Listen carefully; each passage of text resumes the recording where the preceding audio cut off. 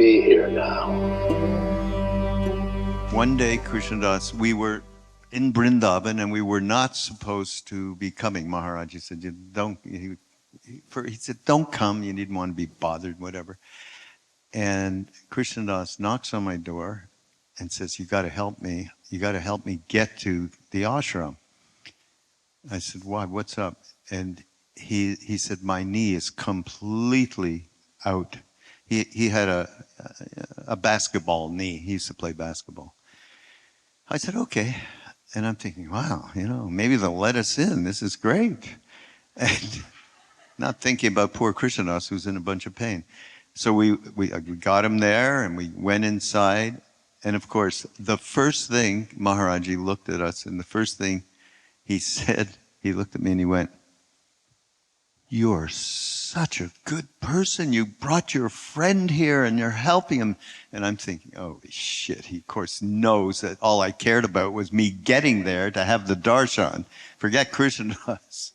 And then he got up with the translator that was with him and was walking around the courtyard, and Krishnadas turned to me and said, I bet he's going to take this pain from me and he's going to fix it.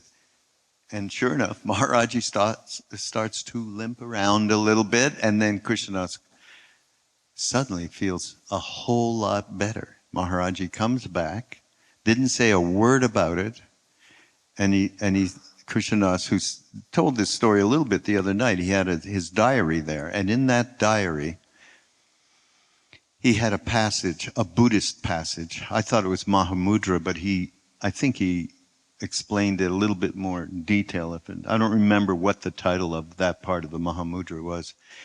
So Maharaji asked the translator to translate it so he could understand it. And so he did a paragraph or something, and Maharaji went, Teek, right on. Wow. Krishnadas was all uptight that he was using Buddhist methodology and philosophy in the midst of, because we didn't know anything there. We knew nothing. So then he flipped the page, and there was a picture of Maharaji, who said, who's that? And we went, funny, you're trying to joke? Yes, of course it's you. And he went, nay, Buddha. From that day on, at least for me and many others, because many of us have taken and still do taken Tibetan teachings from different Rinpoches and so on. And I remember back, this is something you may not know, that whenever he would talk about beings that really radiated the truth, that's the only way I could put it, a lot of it was Rinpoches. Kalu Rinpoche at the time, who was well known. Many, the Rinpoches that were in Bodh Gaya there. And that happened throughout these decades. That has been part of our path. Be here now.